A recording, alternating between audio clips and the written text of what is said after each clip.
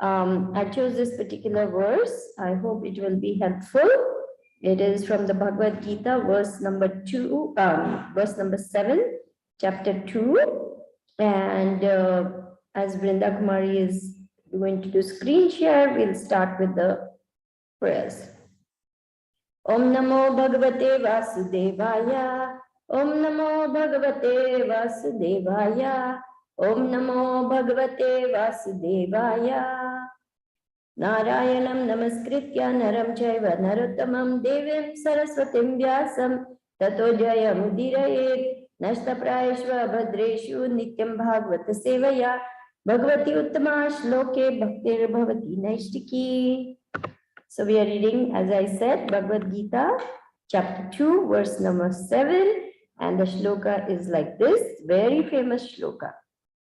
Karpanya dosho pahata svabhavaha prichhami tvam dharma samuddha chetaha yachreyasya nishchitam bruhi tanhi shishyaste ham shadhimam tvam prapannam. So, the translation and purport by His Divine Grace, A.C. Bhakti Vedanta Swami Prabhupada. Now, I am confused about my duty and have lost all composure because of miserly weakness. In this condition, I am asking you to tell me for certain what is best for me. Now, I am your disciple and a soul surrendered unto you. Please instruct me. Purport. By nature's own way, the complete system of material activities is a source of perplexity for everyone. In every step, there is perplexity, and therefore, it behooves one to approach a bona fide spiritual master who can give one proper guidance for executing the purpose of life. All Vedic literatures advise us to approach a bona fide spiritual master to get free from the perplexities of life which happen without our desire. They are like a forest fire that somehow blazes without being set by anyone. Similarly, the world situation is such that perplexities of life automatically appear without our wanting such confusion. No one wants fire, and yet it takes place, and we become perplexed. The Vedic wisdom therefore advises that in order to solve the perplexities of life and to understand the science of the solution, one must approach a spiritual master who is in the disciplic succession. A person with a bona fide spiritual master is supposed to know everything.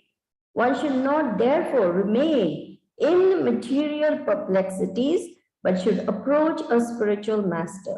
This is the purport of this verse. Who is the man in material perplexities? It is he who does not understand the problems of life. In the Brihad Aranyaka Upanishad 3.8.10, the perplexed man is described as follows.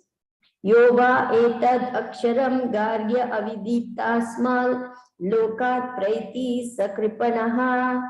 He is a miserly man who does not solve the problems of life as a human and who thus quits this world like the cats and the dogs without understanding the science of self-realization. This human form of life is a most valuable asset for the living entity who can utilize it for solving the problems of life. Therefore, one who does not utilize this opportunity properly is a miser. On the other hand, there is the Brahmana, or he who is intelligent enough to utilize this body to solve all the problems of life. Ya etad aksharam gargi vidit vasmal lokat praitisa brahmanaha. The Kripanas, or miserly persons, waste their time in being overly affectionate for family, society, country, etc. in the material conception of life. One is often attached to family life, namely to wife, children, and other members on the basis of skin disease. The Kripana thinks that he is able to protect his family members from death, or the Kripana thinks that his family or society can save him from the verge of death. Such family attachment can be found even in the lower animals who take care of children also. Being intelligent, Arjun could understand that his affection for family members and his wish to protect them from death were the causes of his perplexities. Although he could understand that his duty to fight was awaiting him, still, on account of miserly weakness, he could not discharge the duties. He is therefore asking Lord Krishna, the Supreme Spiritual Master, to make a definite solution. He offers himself to Krishna as a disciple. He wants to stop the friendly talks. Talks between the master and the disciple are serious. And now Arjun wants to talk very seriously before the recognized spiritual master. Krishna is therefore the original spiritual master of the science of Bhagavad Gita, and Arjun is the first disciple for understanding the Gita. How Arjun understands the Bhagavad Gita is stated in the Gita itself. And yet, foolish, mundane scholars explain that one need not submit to Krishna as a person, but to the unborn within Krishna. There is no difference between Krishna's within and without. And one who has no sense of this understanding is the greatest fool in trying to understand Bhagavad Gita. Om Ajnana Timirandasya Jnananjana Shalakaya Chakshur Unmilitam Yena Tasmai Shri Guruve Namaha Shri Chaitanya Manobhishtam Stapitam Yena Bhutale Swayam Rupa Kadamayam Dadati Swapadantikam Jai Shri Krishna Chaitanya Prabhu Nityananda Shri Advaita Gadadhar Shivasadi Gaura Bhakta Vrinda Hare Krishna, Krishna Krishna, Hare Hare, Hare Rama, Rama Rama, Hare Hare. So thank you all for being over here. This is a very, very important verse. It's actually the turning point. Arjun has expressed his extreme unhappiness at having to fight his own family. His cousins, his uncles, his teachers, his grandfather, and far-off relatives, and everybody standing there on the battlefield, and he's being asked to fight them. And he's overcome by compassion, and he makes so many arguments saying why I should fight, in what way will I enjoy the kingdom, and what will happen to the women and children who are widowed. What will happen to family traditions? Everything will be spoiled. And even if we get victory, it will be tainted with blood. Why should I enjoy such a kingdom? Better to renounce everything and go into the forest, and on and on and on. He makes so many reasons why he should not fight. But he also understands he's a Kshatriya. He's being asked to fight. So he's in a very big dilemma. Sometimes we come across such situations in our life. All the time, practically. Today's daily life in Kali Yuga has become like this, that every day there is some material perplexity or the other. So now, in this state of mind, Arjun is turning to Krishna and said, Krishna, now I am your disciple and a soul surrendered unto you. Please instruct me. So he is now moving from this position where he was talking to Krishna as one friend to another, as an equal. Now he's taking a step down and saying, you instruct me. So he is accepting Krishna as the spiritual master, the Lord. And this last line in the purport is the very important line. Can we go down a little bit? I want to just stress on that last line, Vrinda Kumari. The very last line. There is no difference between Krishna's within and without, and one who has no sense of this understanding is the greatest fool in trying to understand Gita. And just 4 lines before that, Krishna is therefore the original spiritual master of the science of Bhagavad Gita, and Arjun is the first disciple for understanding it. So we must follow in the footstep of Arjun. How Arjun understands the Bhagavad Gita is stated in the Gita itself, that he accepts Krishna as the last word, the supreme authority. There's no more truth higher than this. And so he takes the humble position, I am your disciple, I'm a soul surrendered unto you, please instruct me.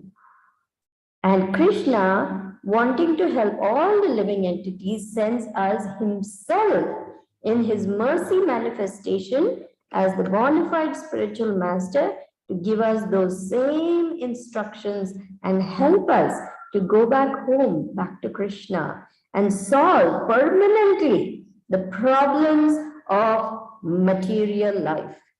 One who is intelligent understands the real problem of life is birth, disease, old age, and death. This cycle has been going on and on and on. So once one comes to this understanding, I am spirit soul.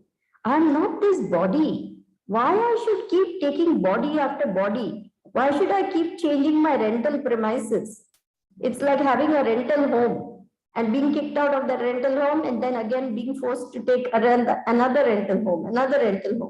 But what if somebody told you, you have a real home in the spiritual world and you'll never get kicked out once you get there? Wouldn't you want to go there?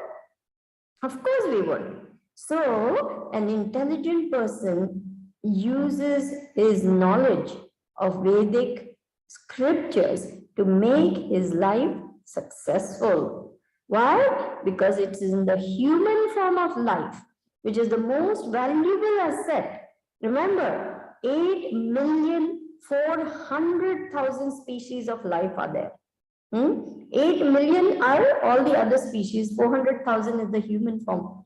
But even so, Srila Prabhupada explains that our soul has undergone birth in every species of life. And now we are given this rare opportunity to be in the human form of life, where we can develop our understanding of the divine, what is what. Srila Prabhupada says, devotee knows what is what. So we are not cats, dogs, trees, hogs, camels, asses, butterflies, bees, worms, snakes, reptiles, whales, fish. We are in the human form of life. In the animal form of life, it is only mating, sleeping, eating, defending, absolute survival. They have no ability to think anything higher than that.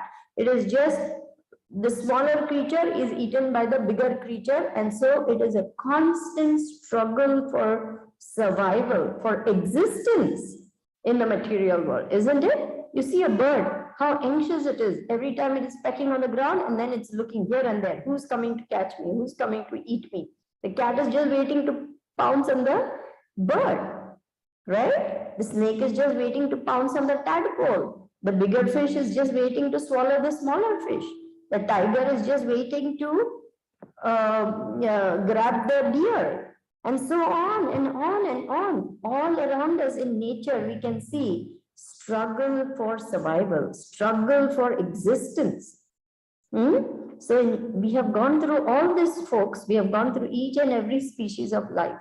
So having come to the human form of life, which is a very valuable asset, if one does not utilize it properly, it's like having a great treasure and a great gift and not utilizing it.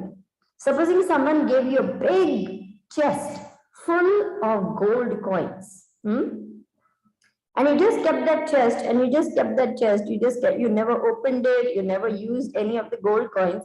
It's like not having that chest of gold coins, isn't it? Similarly, when all this knowledge is there, all this process is there, and Srila Prabhupada, the emissary of God himself, has come down from the spiritual world to the material world to guide us back home, back to Godhead. And his disciples now are teaching us the process. One who does not utilize this is simply wasting the great gift that is coming to us in the form of this gift of devotional service and going back home to Krishna. So we should not be kripanas. We should not be miserly persons. We should become wise, and we should understand where is my real self-interest. Where is my real self-interest? My real self-interest is becoming Krishna conscious. In fact, we can render the best service to our family, to our neighbors, to our colleagues, to our bosses, to our children, to our grandchildren, to our relatives, to our juniors, to nature, to creation, to everything. The best possible service we can render if we become Krishna conscious. Really, because then you will be giving the pure knowledge which will help everybody to get freedom from this struggle that is called material existence. Imagine those people who do not even understand who they are, who do not even know what is the way out. They simply repeating the misery, getting more and more entangled in the reactions, not knowing how to purify themselves, not knowing that they must avoid the sinful activities, not knowing that they must chant Hare Krishna. Just imagine how entangled they are and how much suffering is there in such a situation. We are so fortunate that we have been given the seed of bhakti. Brahmand Brahmite Kona Bhagyavan Jeev Guru Krishna Prasade Pai Bhakti Lata Beej. This beej is a very precious seed, and Guru mercifully has planted it, most impossible of all tasks, in our stone-like hearts. Imagine that. Somehow, by his immense mercy, he has planted the seed in our hearts. Now it is our duty to nurture that seed and to make it grow nicely so that it has leaves and then flowers and then fruits, and then distribute what we have been given to others. Srila Prabhupada said, you have become fortunate, now you make others fortunate. So devotee is very compassionate.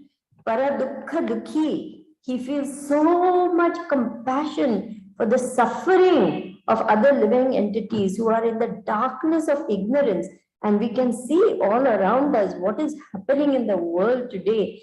Environmental crisis, natural disasters, forest fires. I just came to know in California, fires are raging. Forest fires means hectares, not acres, hectares of land just being burnt like crazy, and people having to evacuate. Suddenly, overnight, people are homeless. A big hurricane and water comes, submerges the land, people are homeless. This is what is happening all over the world like this. There's political turmoil, shortage of food, wars, pestilence. So much Mother Earth is suffering. It is such a dire condition. And as spirit souls who have come to this knowledge of understanding what is happening to our mother, she's our mother. As her children, can we just stand by and watch all these things happening? When something is on fire, what is the first thing we do? Everyone runs. We take buckets of water and we try to put out that fire. So the only way we can save Mother Earth is to put out the fire with the knowledge of Krishna consciousness. That is the bucket of water that we need to pour on this world that is burning up in the misery of ignorance, lust, anger, greed, illusion, pride, envy. You can see what a disaster the leaders have made of Mother Earth. Huge tracts of land, acres and acres of land. They say 5 football fields worth of land every second is being destroyed in the Amazon rainforest for paper industry. This is how the deforestation is taking place. And once you cut down a tree, you're taking away oxygen from the air, because the tree gives out oxygen and takes in carbon dioxide. Automatically, global warming is happening. There is so much concern about global warming. And I'm surprised to tell you this. I have come to India after a long time. This is known as the rainy season. These 4 months, July, August, September, June, July, August, September, these 4 months are known as the rainy season in India, monsoon. And torrential rains happen in these 4 months, and it is required to fill up all the lakes, rivers, ponds, tanks. The water table has to get filled, and then rest of the year, people will have that water. But to my surprise, there's hardly any rain. When I was a child growing up in India, monsoon meant torrential rains at least 4 to 5 days of the week. And one day you might have some sunshine for a few hours, and again the torrents of rain will begin. Sometimes it will rain continuously for 4 or 5 days, torrents of rain. Here I'm seeing there's hardly any rain for one day, 2 days, and 5 days of sunshine. I can see for myself how much climate change is affecting even the monsoon. Can you imagine what is going to happen as the water runs out, as the crops dry up, as food shortages are going to happen, as they keep killing mother cow, we are not going to have milk. So many things are already predicted in the scriptures. I don't have to go into details about that. That's not the purpose of the class. But what I'm trying to say is that once we come to the understanding that the world is in such a precarious situation, we must take shelter of the spiritual master, understand what is the best way for me to go forward is to become Krishna conscious and get out of the cycle of birth and death and go to that place where there is no misery actually. This material world is a place of miseries. Dukhalayam ashashvatam. Constantly, all the time, something is happening because that's the nature of this material world. It's a world of duality, heat and cold, honor, dishonor, sorrow, pain, health, ill health, all kinds of things happening all the time. What is that? Adi Daivika, Adi Atmika, Adi Daivika. All these things, Mother Nature, constantly she's giving us lessons that you're not meant to stay here. Get out, go back to Krishna. Now, who can go back to Krishna? Only one who is Krishna conscious. So here, see, this human form of life is a most valuable asset for the living entity who can utilize it for solving the problems of life. Therefore, one who does not utilize this opportunity properly is a miser. On the other hand, there is the Brahmana, or he who is intelligent enough to utilize this body to solve all the problems of life. So, Krishna is explaining all these things right from the start, right from the get-go, from the second chapter. Krishna is explaining one after the other. You're not this body. Who are you? What is your relationship? How you're supposed to act? And then finally, in the 18th chapter, let's go to 18th chapter from verse 1856, 1857, 1858. I just want to read the translations where Krishna is explaining. I have explained all this to you. Now act intelligently. If you hear my words, then you will be able to go forward. But out of false ego, if you do not hear me, you will be lost. Krishna is explaining to Arjuna, though engaged in all kinds of activities, my pure devotee under my protection reaches the eternal and imperishable abode by my grace. So we cannot barge into the spiritual world. It is entry by invitation only. We cannot bribe our way. We cannot buy our way. We cannot push our way. We cannot elbow our way. We cannot pull strings and use our political connections. That's not all that is not possible.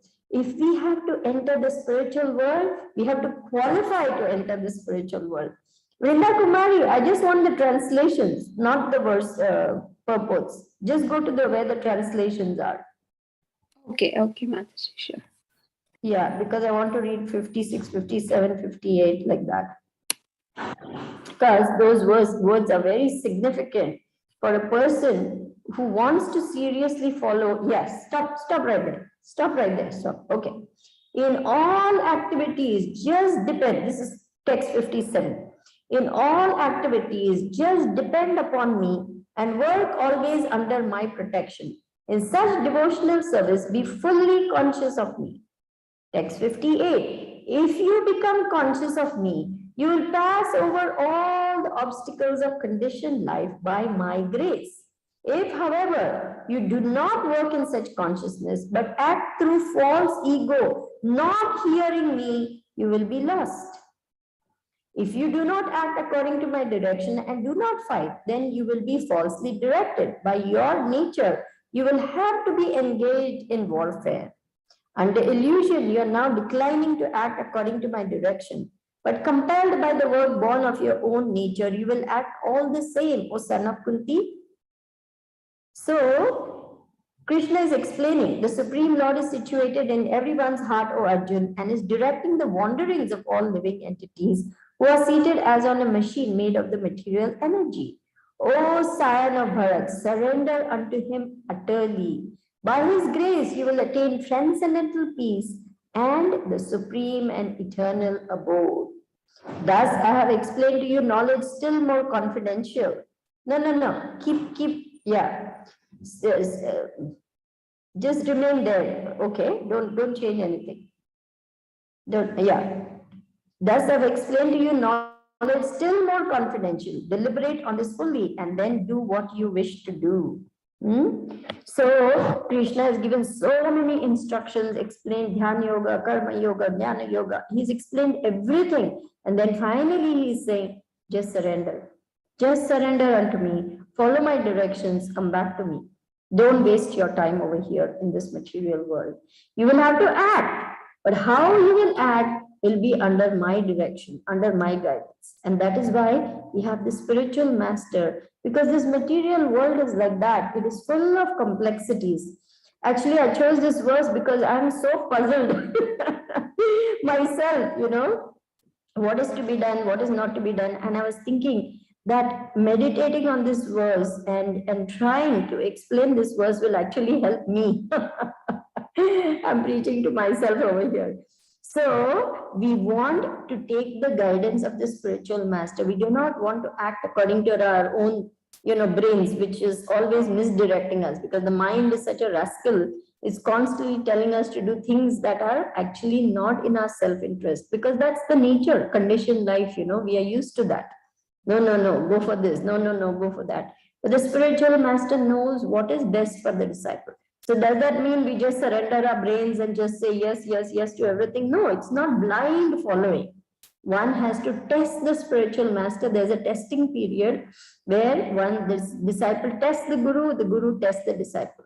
But once we know that this is the person who is a bona fide representative of Krishna, I want to surrender my life to him, then from that point on, we take the guidance necessary for us to get past all our anarthas, because we have so many anarthas. We have so many blocks and we make so many offenses. We are not pure devotees. We are very mixed devotees because we are still neophyte. We are still struggling with the pull of the material energy pulling us in the other direction. Krishna wants us to come back to him, but our conditioned mind says, no, I want to stay here. It's quite nice. Let me make some nice arrangements. I'll get a padded cell. That's better than having an iron bedstead. So we think that if I put a little padding on my iron cell, in the prison cell, sometimes they just give you an iron bedstead. There's no mattress or anything. So if you get a little padded mattress in the iron cell, we feel, oh, this is very nice. But it's still a prison cell.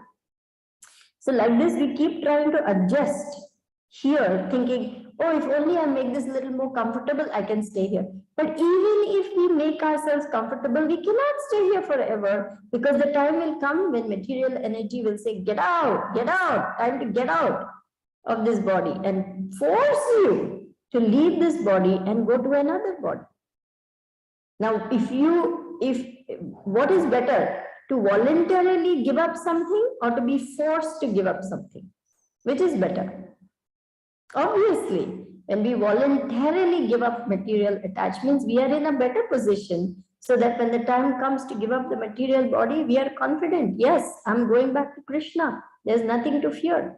But now we are not like that. We are fearful. We are fearful of losing this. We are fearful of not having that. We are fearful what will happen. This is all bodily concept of life, because actually we have nothing to do with this material energy. Nothing. The spirit soul has nothing to do with the material energy. Let's go back to the verse under discussion, Vrinda Kumari. 2:7. Yeah. So, confusion, indecision, doubts, worries, concerns, anxieties, that's natural, because we are here in this material world.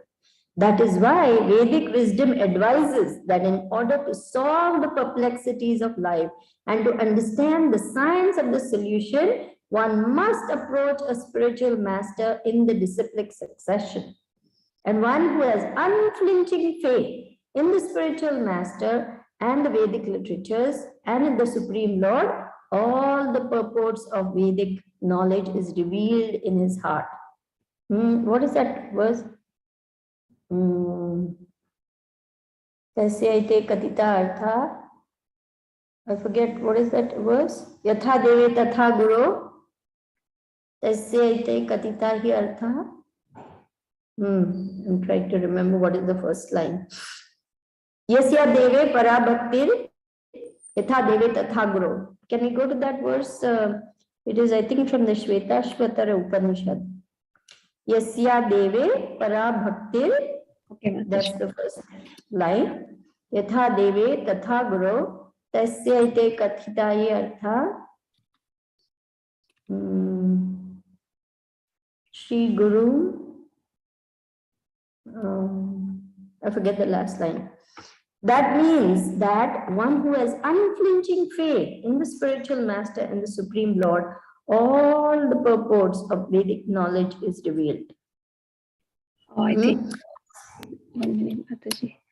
Yeah, Yasya Deve Para Bhakti. That's the first line. Yeah. So, right now, our faith is not so strong. We are still weak devotees. Our faith is very fragile, or pliable faith, weak faith, as Srila Prabhupada says.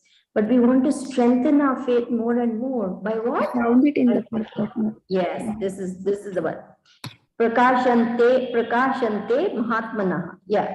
Only unto those great souls who have implicit faith in both the Lord and the spiritual master are all the imports of the Vedic knowledge automatically revealed. Shvetashvatara Upanishad. Yes. So right now we are still, like doubtful devotees. Oh, really? Can he really deliver me? Can he really help me? Like that. We are not fully confident. We don't have so much faith. But our faith will increase as we pose the questions, as we get the answers, and we find ourselves getting released from the material entanglement. Then again, we pose questions, again, we get the answers, we get more release. And slowly, slowly, we find ourselves becoming liberated from the material entanglement. We feel ourselves becoming more and more peaceful. We feel ourselves becoming less and less agitated by the material energy. We are no longer so affected. Why? Because we are getting detached and we're getting more attached to Krishna. So there's a process for us to develop more and more faith and become stronger and stronger, and that is following the instructions of the spiritual master, following the process. The science of bhakti is very important for us to make progress. And then gradually the Supreme, we will see, Dasi gradually sees the Supreme Lord face to face and enjoys life in association with the Lord. The ultimate goal of yoga is to come in contact with the Supreme Personality of Godhead. Unless this point is achieved, one's so-called yoga practice is simply labor. So George Harrison said this: if there is a God, I want to see him. My sweet Lord, I really want to see you. I really want to be with you. You know that beautiful song that George Harrison sang, my sweet Lord, I really want to see you. I really want to be with you. So this is our longing to go back to what we have lost. So my dear spirit souls, let us heed the words of the Gita. Let us heed the words of the spiritual master. Let us sincerely follow this process. And what will make us confident? As we follow the process, we'll start feeling more and more peaceful and happy. This is the test. The spiritual master puts out the blazing fire of anxiety in the heart of the living entity. This is the test of the real Guru.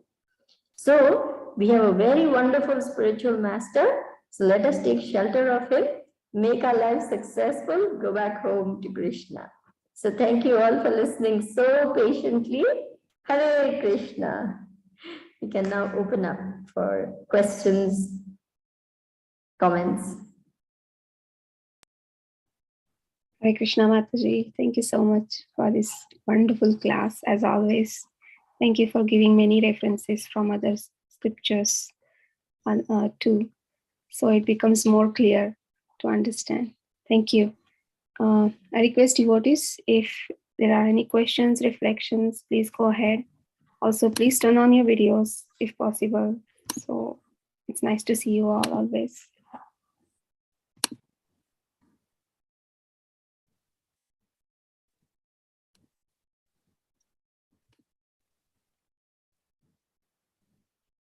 I'm just thankful my internet held up over here. My internet is so patchy, it has gone for 4 hours in the morning. So I wasn't sure what's going to happen. I'm so thankful Krishna allowed me to at least do the class.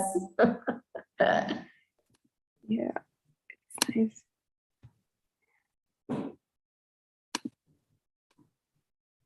Anyone would like to go with any question or reflection? Yes, Hare Mataji. Krishna. Go Hare ahead, Krishna. Mataji. Go ahead, Mataji. Sukha. Yeah, I don't have a question, but Sridevi Mataji, such a powerful class you had given. Thank you so much. Loads of points to remember, and just keep reminding us that we needed that definitely. And yes, Oh, I absolutely. need it. Believe me, I need it more than anyone else. I'm preaching to myself here. I know.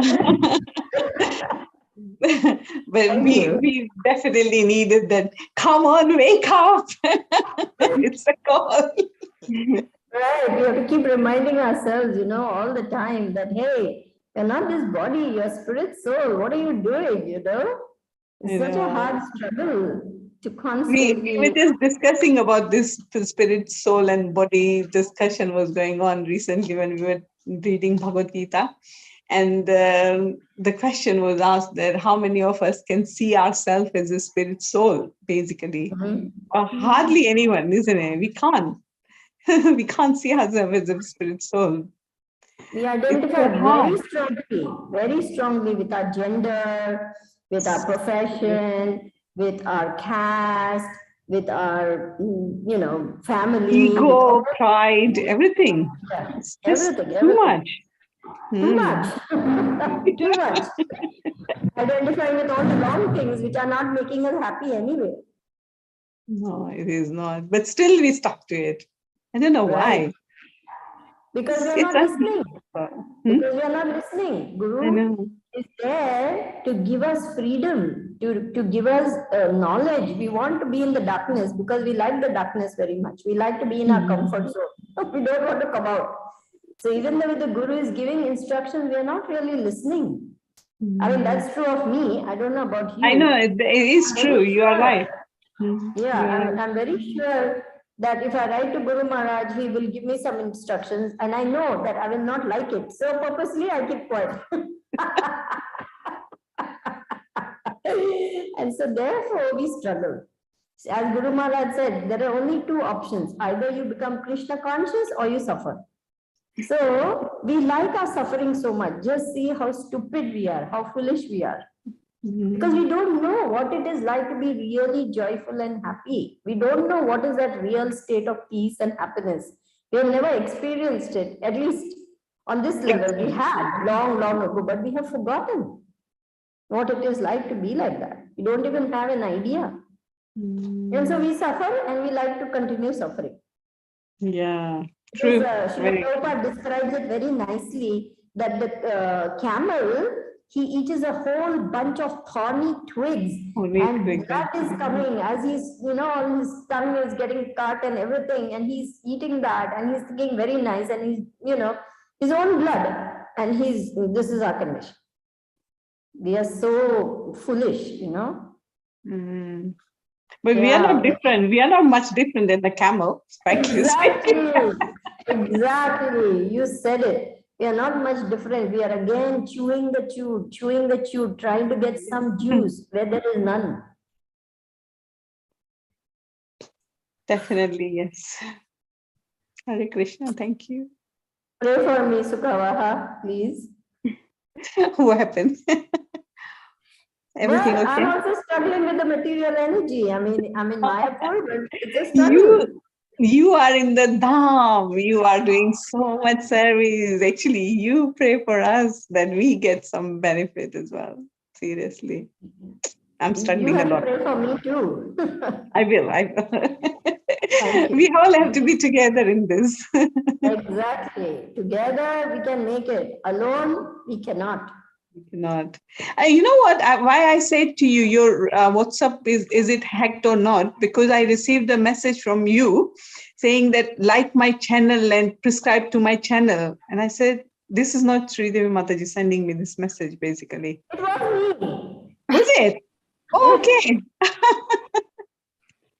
I wanted to boost up my number a little bit because one of my friends told me, Mataji, you are very idle on your YouTube channel. You need to tell more people about it and ask them to subscribe. Then that is good for you because then you can preach more. So I said, okay, I will do it. Oh, okay. That's all right then. I was worried because I had received similar message from the other, like not the prescribing channel one, but from the other devotees, and then received the message saying that, oh, don't do nothing. My phone is hacked. Right. So I said, let me ask you. I hope your WhatsApp is not hacked. Thank you for clarifying. No, that's fine.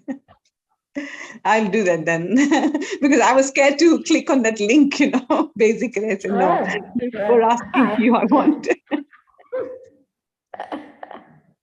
Thank you. Thank you for clarifying. Thank you, Sukava Mataji, for your reflections. Thank you. Sridevi Mataji, if you can, if you want, please share the link of your channel in the chat. Oh, sure. I will. I will share. So we all can take benefit of it. Yeah, if you subscribe to it, that's good for me because that gives me more preaching opportunities. Because that's what I was told. I said people who I approach people here saying that I can give classes and all, but nothing much is happening. And then my friend told me, no, they look at what your ratings are and what's your YouTube channel like and this and that. And I said, oh, I didn't know all these things even. I've never done anything like this before. I don't even look I'm just not so much into that media, but they told me that it's good for you to get more people on your YouTube channel. So I said, okay, I'll do it. For preaching, I'll do anything. We would like to listen to you, Mataji, more and more. So please share so we all can join. I will. Yeah, I will share. Mother Scarlett, I think you had raised your hand. Would you like to go? You had raised your hand first. No. Okay. Thank you. So Namrata Mataji, please go ahead. Mataji. Hare Krishna, please accept my humble obeisances. All glories to Srila Prabhupada, all glories to our dear Guru Maharaj, and all glories to the assembled devotees. Hare Krishna, all glories to Guru Maharaj, all glories to Srila Prabhupada. My humble obeisances to you. Very first thing, I have already subscribed to your channel, so I'm already on for your all the preaching videos. So we are waiting for your preaching. Thank you, Namrata, for encouraging me. Fool and rascal that I am. Guru Maharaj says you're nothing but a rascal. What to do? But I'm trying. If you are a rascal, we are some rascals. Okay. My question was, Mataji, you mentioned about when we test Guru also tests us. There is a time period for that. So I can understand the fact that Guru is testing us, but I don't, as a neophyte, I don't understand how we test Guru or what are the qualification we even have to test Guru. I want to understand that part. So how do we do that? Yes, the disciple tests the Guru by posing questions, by presenting his concerns, his or her concerns and doubts. And then he sees how does the spiritual master respond? Is he putting out the fire, the blazing fire of anxiety in my heart? Am I more at peace after listening and following the instructions? Am I getting more and more detached from the material? In other words, you should see progress. You should see progress in your life by presenting your doubts and queries, getting instructions, following them. It's a relationship. So the guru is testing, the disciple is testing in that sense, that because remember, initiation means you're surrendering your life to the guru. You're saying from this day, I am yours. It's a contract. The disciple offers his life in surrender to the instructions of the guru, and the guru in turn says, I will take you back home, back to Godhead.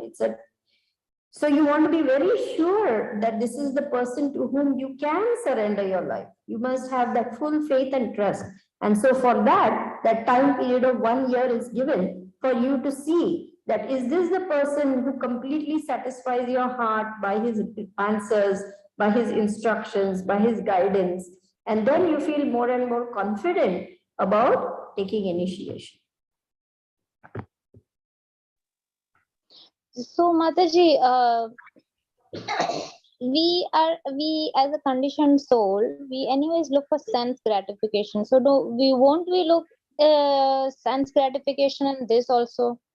Like the way the spiritual master treat us, or maybe the mind is like what philosophy you want to understand. If the person is telling you that, you believe it. So as a neophyte, we are into that sense gratification only. So we But have the that spiritual master cuts through all that. He's like a laser beam because he's situated in transcendence. He can cut through all our illusion. He can cut through all the darkness of ignorance, and he can set you on the right track by releasing you from all your nonsensical ideas. I'll give you an example. We have a god brother, Vaishnav Sevanand, very, very gifted musician and also highly intelligent, very brilliant. So at one point he told Guru Maharaj, I want to enroll in law school. I think I will be really able to help our movement if I become a lawyer. And Guru Maharaj said, nothing doing, don't even think about it. You will just fall into Maya. So Guru Maharaj knew his disciple, he knew what was good for him, and he said, nothing doing. To me, when I wanted to throw my PhD to the winds, because I met the devotees after enrolling in, PhD program in America. Then I met the devotees. Then I met Guru Maharaj. I just, fell in love with the devotees, with the whole process of Krishna consciousness. I wanted to throw my PhD out the window. I wanted to just join the temple. I said, I want to be at your lotus feet. I will wash bartan. I will wash utensils. I will sweep the floor, but I don't want to do PhD. To me, Guru Maharaj said, no. This will not do. You have to complete your PhD, even if it's an austerity, because it will be helpful to the devotees in the future. Krishna knows what is good for you. You have to do it. So moaning and complaining and grumbling, I did my PhD. So for one disciple, he gave one instruction. For another disciple, because the Guru is situated in pure transcendence. Remember, he is a confidential servitor of Krishna. He is serving Krishna in the spiritual world. He has just come down here to help us. But actually, the spiritual master is always in the spiritual world. Yes, Shri Radhika, what is that Gurvashtakam verse which we sing? Chaturvidha Shri Bhagavad Prasado. Then what is that? Shri Radhika Madhvayor Para Madhurya Leela Gunarupa Namnam Pratikshana Swadana Lolupasya Vande Guru Shri. Every moment he is serving Radha and Krishna in the spiritual world. He makes he makes very tasteful arrangements for the divine couple. So the spiritual master is in the spiritual world serving Radha and Krishna. He is just here to help us. His consciousness is completely in the spiritual. So he can cut through all the illusion and give us very clear directions. That is why he is spiritual master. Nobody else can do that for us. Is that clear? Yes, Mataji. Thank you very much. So you meditate on those two verses, Sri Radhika Madhvayor Para Madhurya Leela Guna Rupa Namnam Pratikshana Swadana Lolupasya Vande Guru Shri Charanara Vindam. Then Nikunja, you know, Rati Keli Siddhya, Yayali Bir Yukti Rapekshaniya, Tatratri Dakshan Ativallabhasya, Vande Guru Shri Charanaravindam. That will tell you very clearly the position of the spiritual master. He is serving Krishna and Radha, making tasteful arrangement. He could be a gopi, he could be a manjari, we don't know. But he's here to help us. How fortunate we are. Isn't it? Yes. Yes, Mataji. So basically, if we are saying, we see our progress, if we are progressing, if we are coming out of our material anxieties and whatever struggles under the shelter of the particular spiritual master we are aspiring for, then we can tell that, okay, that is the guru we are looking for.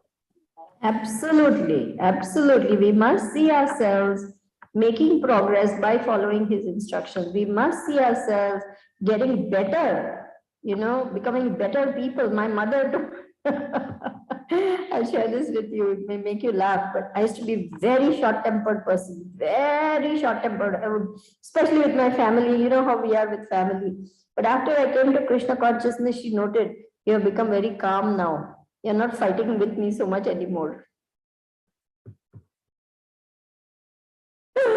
So this will make you laugh, but this is the test. This is the test. Are you improving? Are you becoming more compassionate? And it is in the family that we are tested, because by golly, our family just pushes our buttons. They know exactly what to do to irritate us. They annoy us, they irritate us, they drive us nuts, they drive us crazy. I mean, I don't know about your family, my family is like that. So they just knew how to set me off, and I would just, like pressing a button and then like that. I used to be so reactive. But after coming to Krishna consciousness, I actually became compassionate towards me. My mother was a very critical person, very critical. And I was very sensitive to her criticism because I was very attached to her. If she criticized me, I had to fight back. But when I came to Krishna consciousness, I changed. I understood, I started having compassion for her, where her criticism is coming from, why she is so critical. It is her own wounded childhood and her own unfulfilled ambitions and her own desire to see me, in some vicarious way. She wanted to fulfill her ambitions through me, and I was not doing. And so the criticism came from there. Once I was able to see all that, I was in turn able to be compassionate and kind, and that changed our relationship. That could not have happened without Guru Maharaj's mercy. I'm telling you for a fact. Yes, Mataji, I think I can very well understand what you're telling. So, yes, everybody has their own triggers in their family. And yes, I also have experienced change within myself. So thank you for, picking out the points. How do you see the changes and how do you test Guru in your life? Thank you. Thank you very much. Hare Krishna. Thank you. Thank you. Very nice question. Thank you, Namrata Mataji, for your question. Asha Mataji, please go ahead. Hare Krishna Mataji, please accept. Hare Krishna, Ashaji. Please accept mine. No, Mataji, please don't do that. I'm already so fallen. I don't want anybody to say, like this. Mataji, I have two questions. I'm so scared to ask Guru Maharaj questions that I ask when he is not here.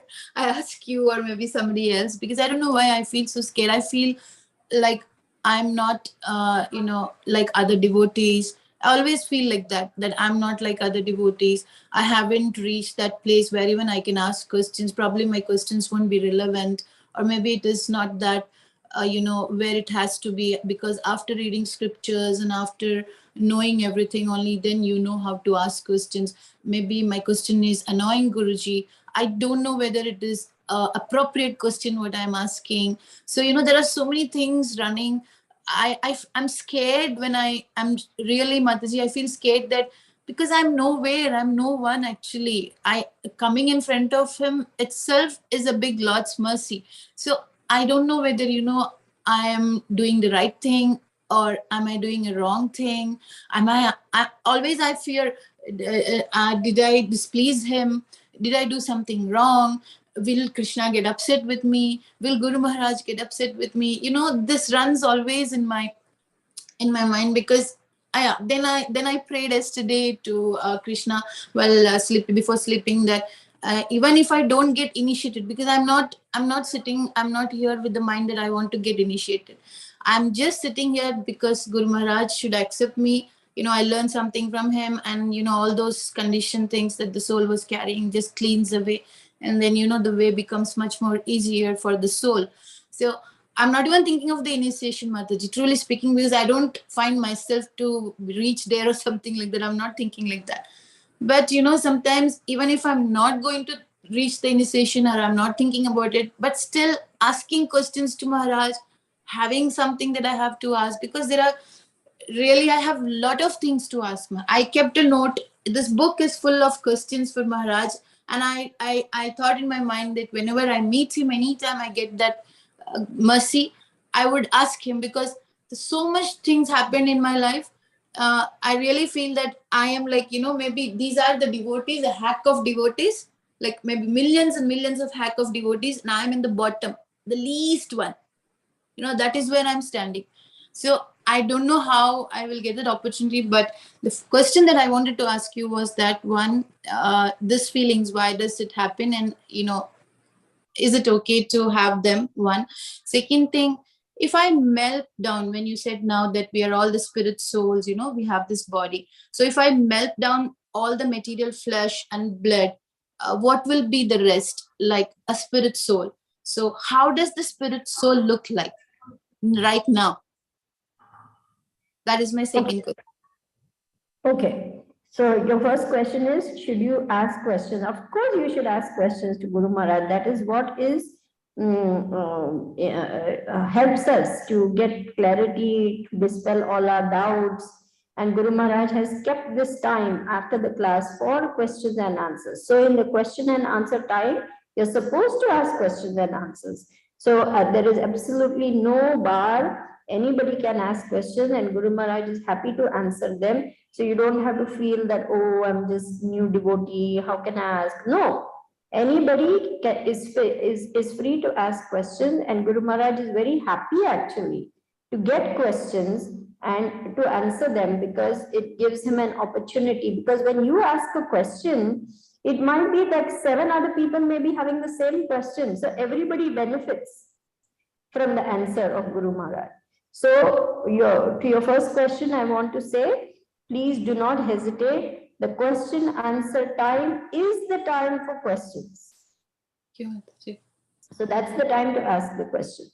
Maybe out of time one cannot ask, but during that time, after Guru Maharaj has finished and he's saying, okay, now we open up for questions, that's the time to ask the question. So that's not a problem.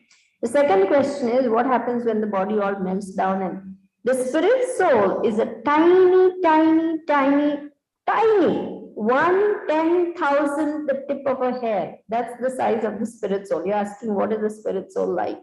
It's 1/10,000th the tip of a hair. That means you take the tip of a hair, hair itself is so fine, and the tip is like even more pointed. So you take that tip, you divide that into 100 parts. Divide that tip into 100 parts. Then you take one part from that 100 parts, you take one part, you divide that into 100 parts. That's small. But the spirit soul is a divine spark of Krishna. So it's more brilliant than a million suns. And the spirit soul also is having a body. That means the spirit soul is not just one glob or something.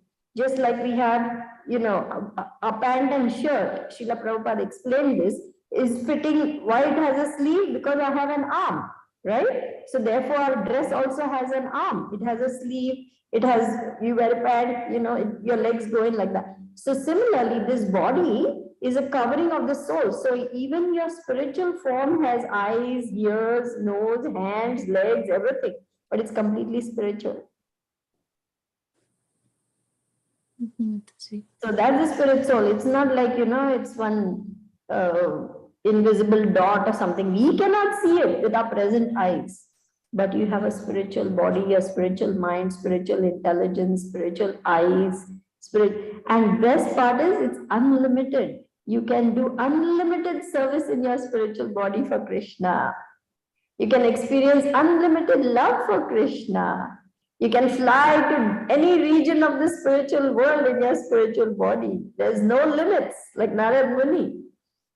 We don't understand or know these things, but the scriptures tell us that this is who you really are, eternal, full of knowledge and full of bliss, full of joy. We cannot even understand it because see how we are now. But that's who you really are. You're part and parcel of Krishna, non-different in quality, but very tiny in terms of quantity, like a small drop and an ocean. That's the comparison given.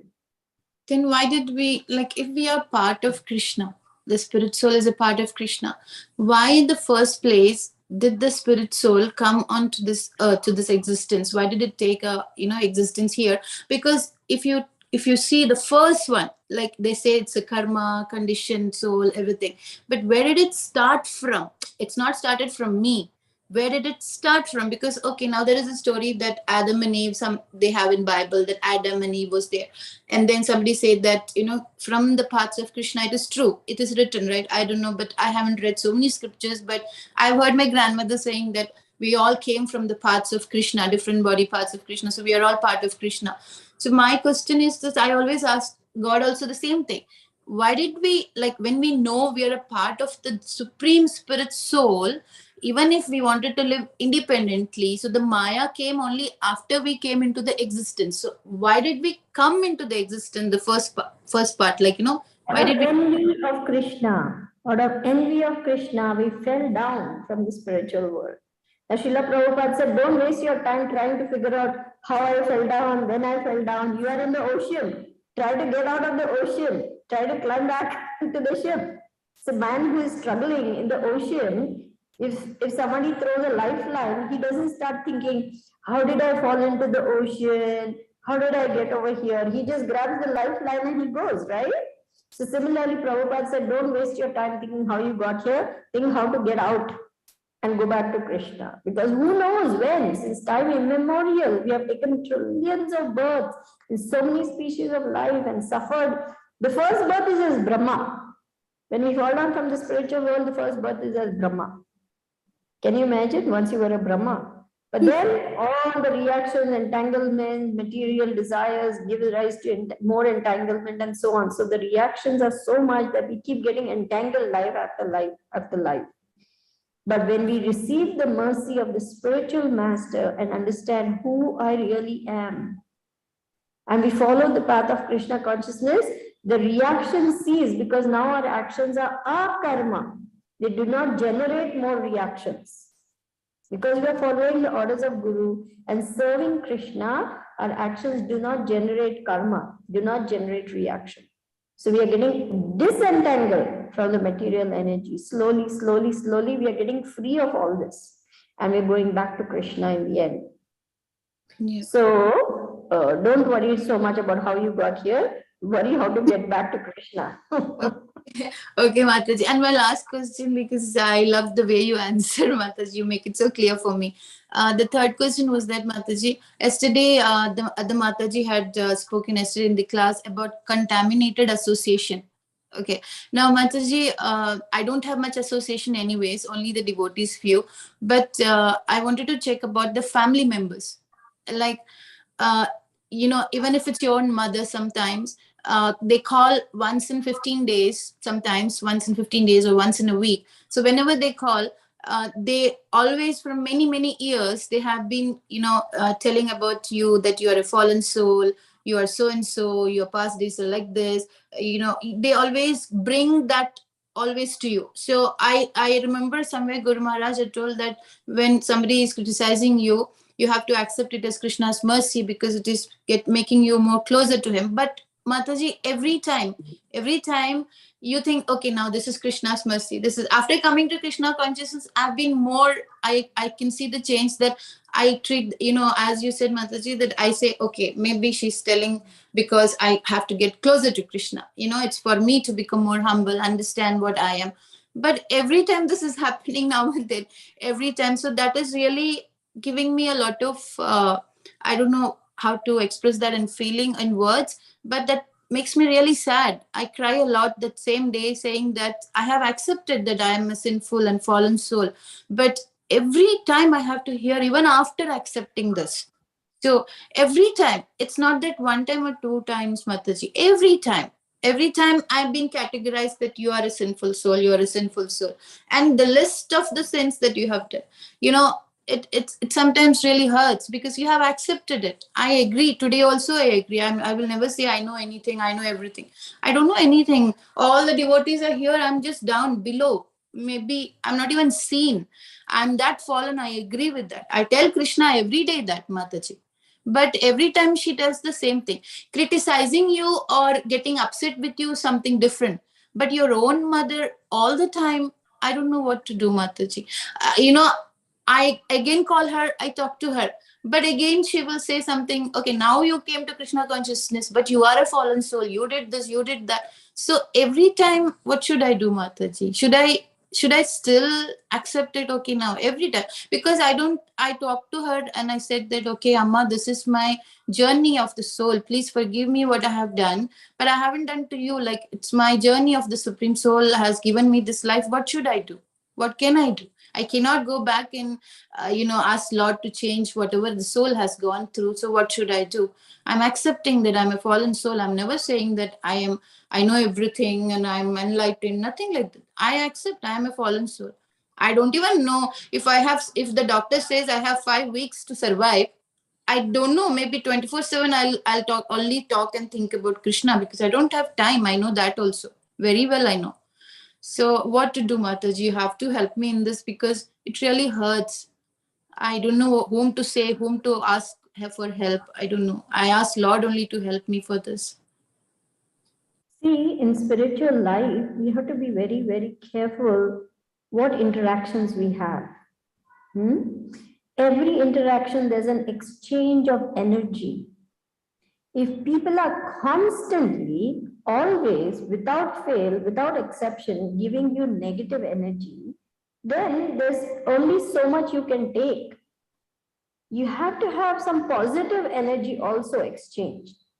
If constantly someone is giving you negative energy, it's a toxic relationship. Yes, I Mataji. don't know all the details about your life, and I'm not here to sit in judgment of your mother, but who knows what she has gone through and what is making her react like that? We don't know. She's also a spirit soul. She's also very dear to Krishna. But in order to neutralize that, if you want to keep that relationship going, you will have to have a lot of positive interaction. That means you have to build up your relationship with devotees who will build you up, not tear you down, who will encourage you about your good points that you're doing. So like Namrata is such a fantastic artist. Who will believe, when you see a painting, it's like, wow, it's so beautiful. So you want devotees who will encourage your talents and skills to serve Krishna, who will encourage you in your Krishna consciousness, who will remind you, yes, we are all fallen souls, but you can write so nicely for Krishna, you can do some poetry for Krishna, you can cook for Krishna, you can dance, sing, so many things you can do for Krishna. So try to build up your support system where you have people who are giving you positive input also. Your dear friends, once you build up a relationship, a friend might tell you, hey, Sri Devi, I don't think this is good for you. 3 days in a row missing Mangalati, not good. Come on, do something. Like that, they will correct you also. But they are not giving you only negative energy. They are giving you at least most of the time positive energy. And sometimes they may tell you things that are important for you. But that is not considered negative energy. That is considered for your good because they're trying to help you. It is coming from a good place. That means they're concerned about your. So I'm sure your mother's feelings are coming from a good place. My daughter should get elevated. She should not get a swollen head. I must remind her who she is so that she can improve. Maybe all those thoughts are in her head, but you are receiving it.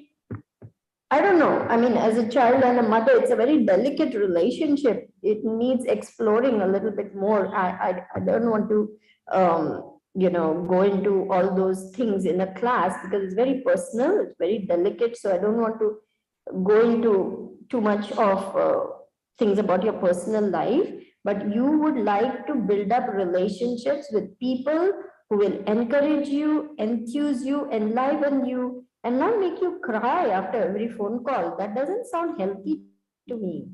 Yeah. It doesn't sound healthy to me. Whenever I finish the phone call and I sit and cry, and after that, I know, then just I sit and write poems for Krishna. That is how I write the poem. If you remember, before 2-3 classes, I had just read a poem for Maharaj about Lord Krishna. So I sit and write poems. I had written a lot of poems for Krishna. It's mercy, His grace. But yeah, I don't feel, I only say to Amma only one thing, that it's okay. But she's not telling because I want to get elevated, because I know her. It's just her, it's conditioned soul, as you said. She's also a soul.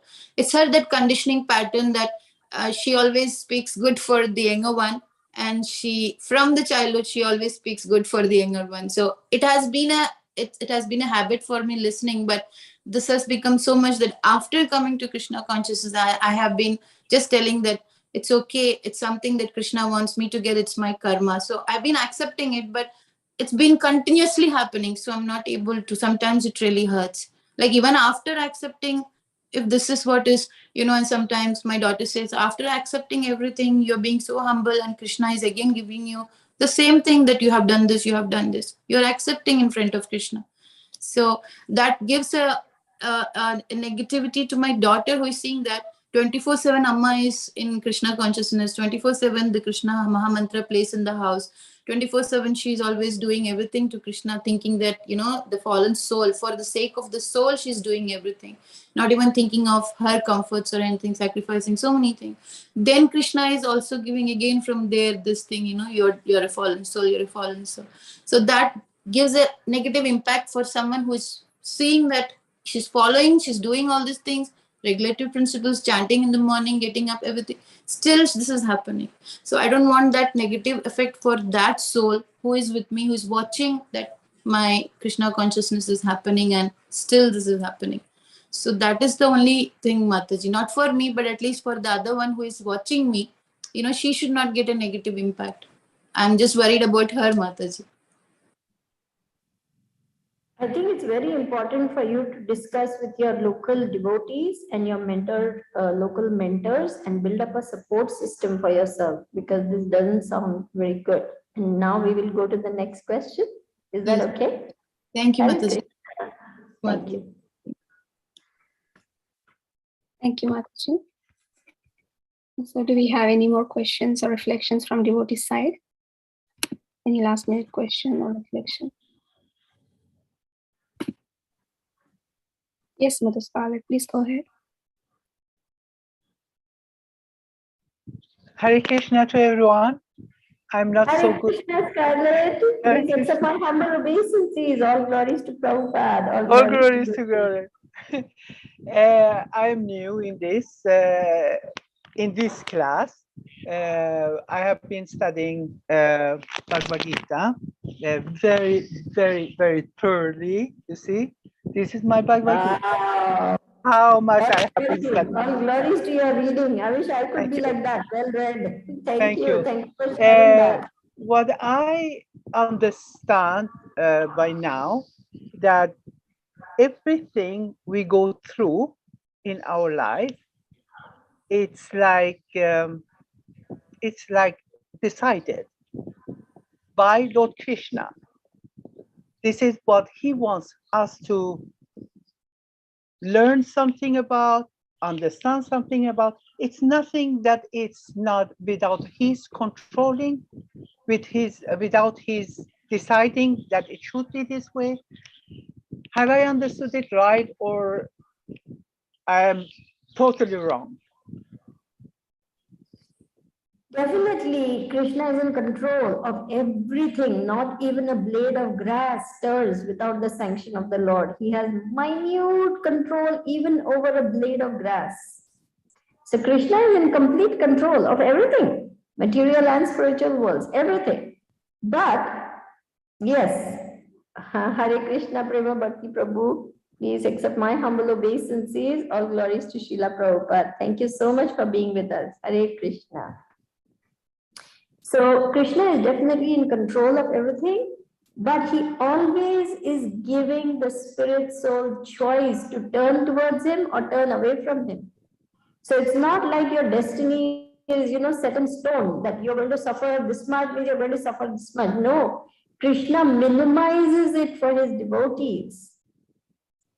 Krishna minimizes it. Otherwise, we wouldn't be able to carry on with devotional service. It would be very difficult. So when the spirit soul turns towards Krishna, Krishna personally takes charge of that devotee's life.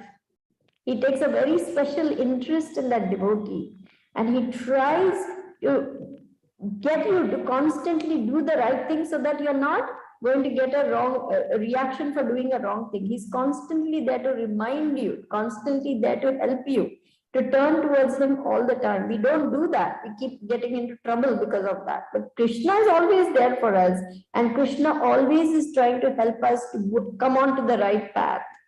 Krishna is our well-wisher. He doesn't want any harm or anything, but because we are rebellious and we do wrong things, we suffer.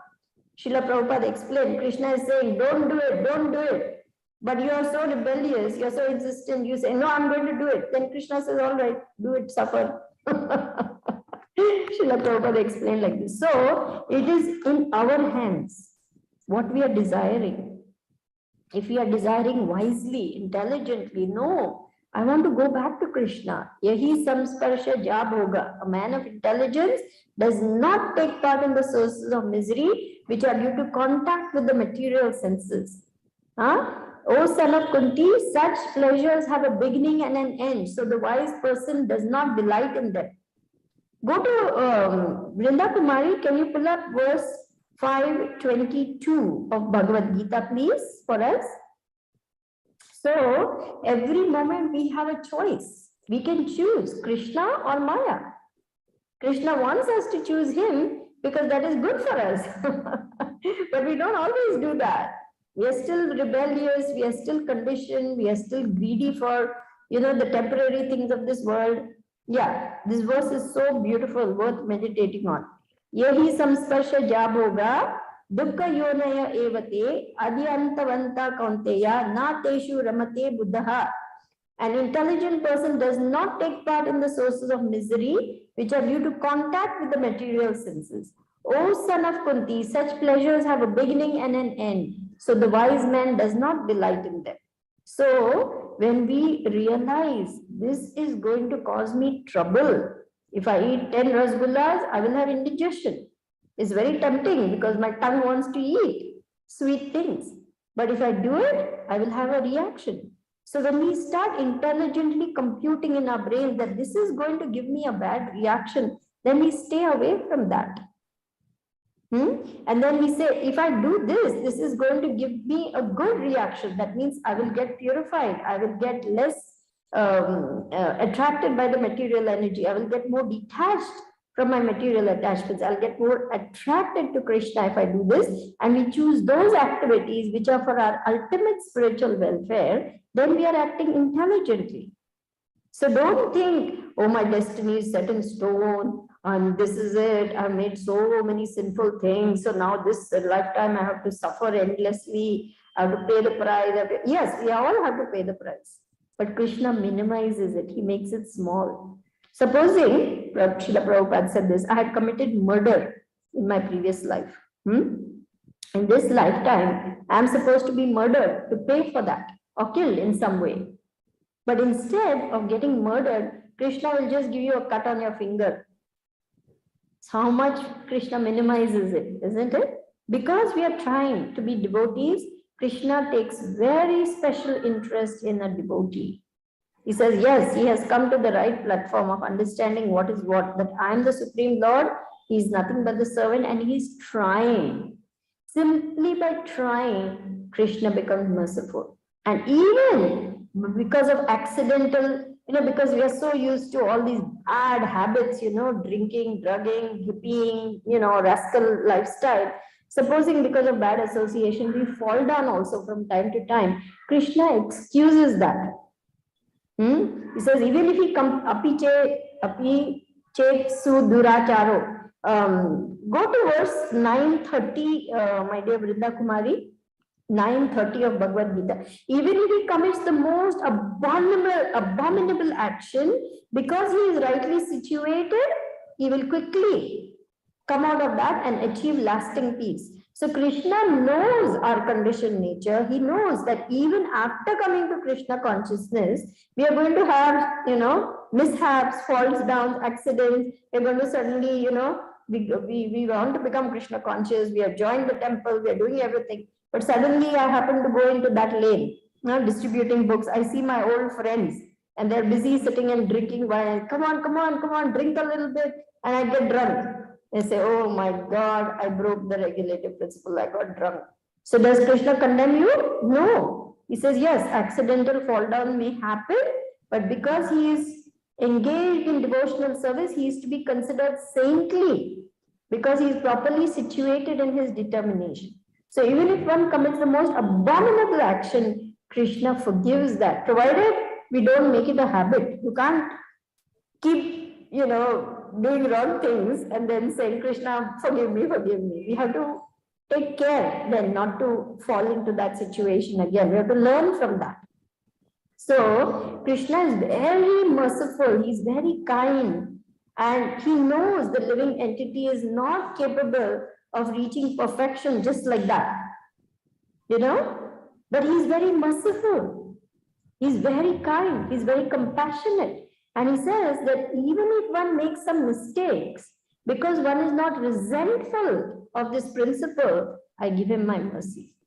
You see, Vrinda Kumari, did you get this verse? Even if one commits the most abominable action, if he's engaged in devotional service, he is to be considered saintly because he is properly situated in his determination. So we just get up and keep going. Yes, we have had a fall down, but we keep going. We don't worry. Oh, what is going to happen? No, we purify ourselves. The purification for atonement for that is chanting. So even for whatever actions we are doing wrong, we can sincerely repent. We can ask Krishna's forgiveness and we can continue chanting and continue being engaged in devotion. We don't give up that. We don't give up that feeling discouraged. Go to verse 331 of Bhagavad Gita, Vrinda Kumari. In that purport also Krishna is explaining, in the beginning, one may not be able to perform all these things very correctly or properly. But because one is not resentful of this principle, he is rightly situated. Let's go and read the exactly. Those persons who execute their duties according to my injunctions and who follow this teaching faithfully without envy become free from the bondage of fruitive actions. No, it's in the purport. Let's go a little further. Yeah, just see the last 3 lines from down. In the beginning of Krishna consciousness, one may not fully discharge the injunctions of the Lord, but because one is not resentful of this principle and works sincerely without consideration of defeat and hopelessness, he will surely be promoted to the stage of pure Krishna consciousness. See how kind Krishna is. There's another very beautiful verse, Ananyas Chintayanto Mam, that is 9:22. Vrinda Kumari, if you can pull that up for us. Ananyas Chintayanto Mam, Ye Jana Paripasate, Esham Nityabhi Yuktanam, Yoga Kshemam Vahamyaham. Krishna says, to those who are constantly devoted to serving me with exclusive devotion, meditating on my transcendental form, I carry to them what they lack and I preserve what they have. See how kind Krishna is.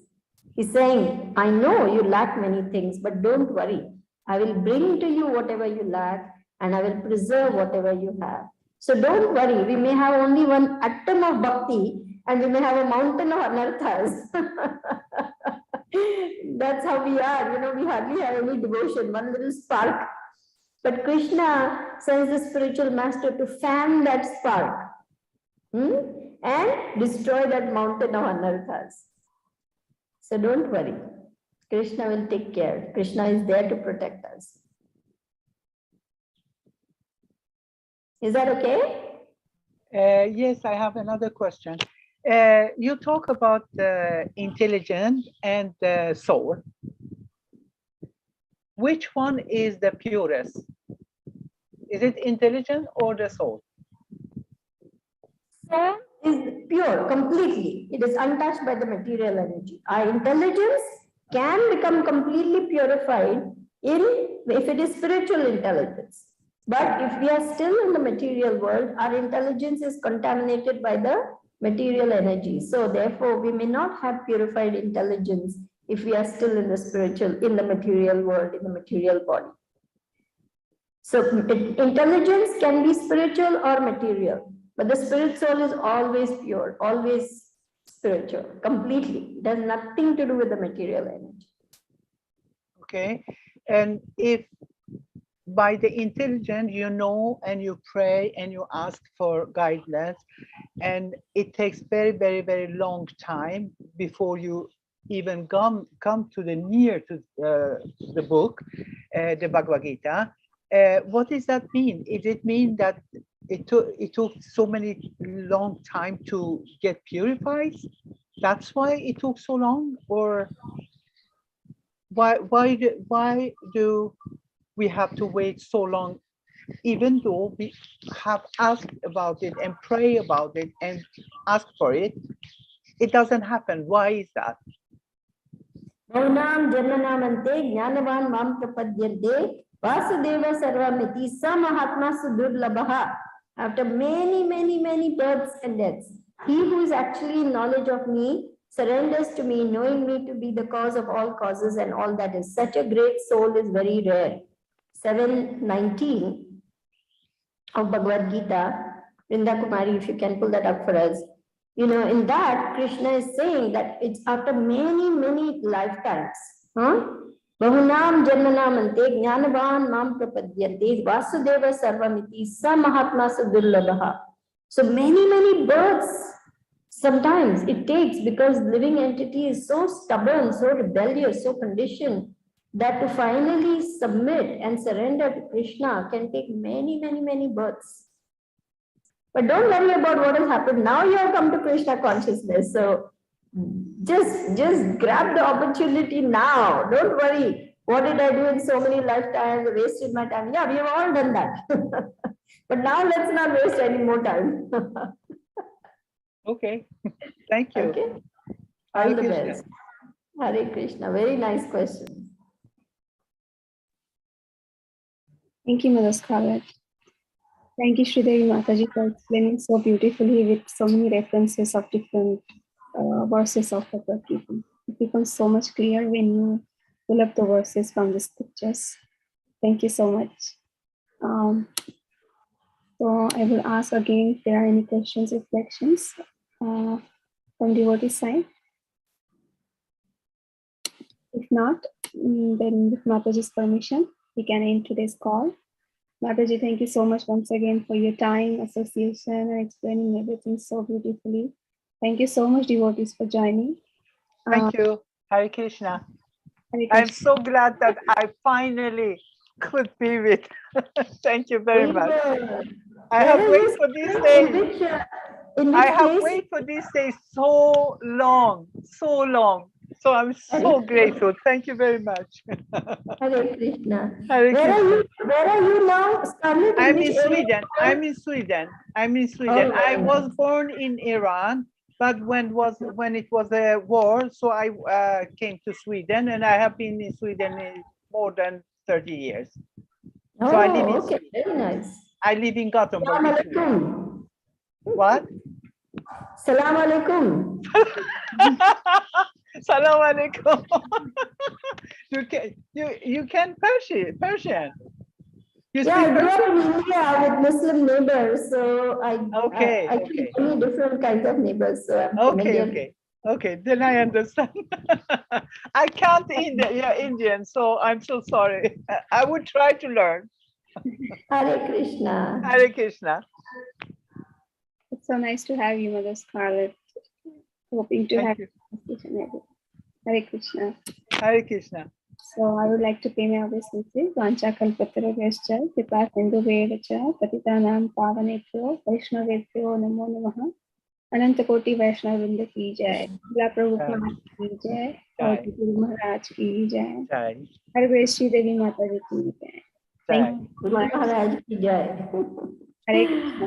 My dear God family ki jai. Hare Krishna. Krishna. My dear scholarly god sister is online. I have to ask her. My gosh, she is so pandit that I don't know. Radha Vinodini, did I do a good job today? You have done very good. Yes, Please of don't course. Very embarrass nice. me. Please don't No, I'm embarrass me. serious. I'm so much in awe of how scholarly you are and what a nice presentation you do. I'm just a little ant, and you're like Garuda. No, actually, I have a way of thinking like that, but I don't have a big knowledge. So I always have to look up all the verses and stuff. So please don't say anything like that, because your classes are really amazing and full of knowledge, and I just would like to be something like this sometime. I have actually been listening to your classes too, and I have learned about things actually. So I'm thank you. Radha Vinodini is a real pandit. She's very scholarly and she really researches so nicely. I'm just in awe of her. In fact, actually, Radha Vinodini, I'm going to send you one philosophy question that I got by text message. I don't know the answer, so I'm going to forward it to you. You give me your feedback and tell me how I should go about answering it. You really surprised me, because really I suppose you're much more qualified. No, I have very Anyway. little knowledge, to tell you the truth. I have still a lot of reading to do, and I came to know that I'm supposed to give class like 20 minutes before the class, so I had no time to prepare. So I said, very good, I will speak on the verse that I'm